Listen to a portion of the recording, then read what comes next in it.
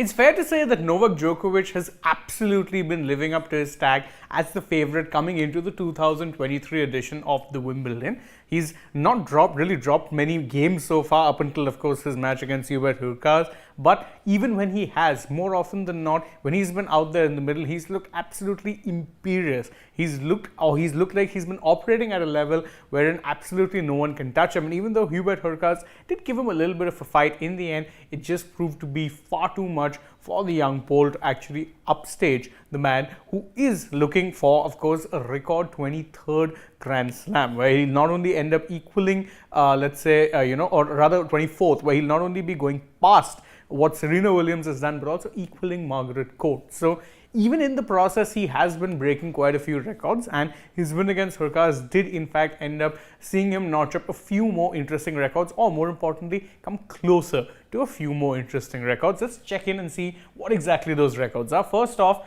90% win record. That 90% win record which he's equal is, of course, that of Pete Sampras, because Djokovic's current match count reads that he's played 100 games and he's won 90 of them. 90 victories. That is crazy when you think about it, and it's crazier still when you think about the fact that he's been doing this for over a decade comfortably. He's won 90 matches out of 100, and truth be told, looks favourite to add more, wins to that win column by the time not just this Wimbledon is done, but potentially even his career is done in maybe a few years' time.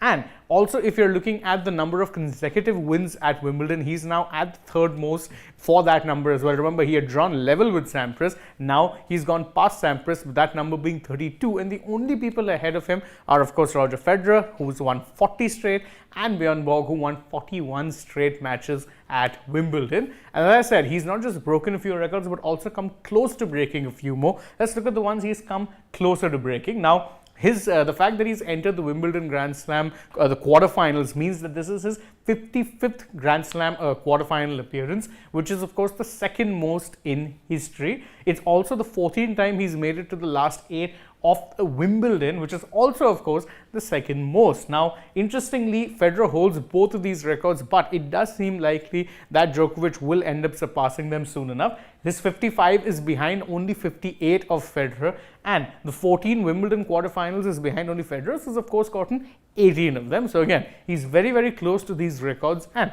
it is worth noting that, the way the match played out, this is probably his most challenging match, but look at what it is he's said about how Hurkacz played, and you'd understand that for a while Djokovic seems to be operating on a much more different level.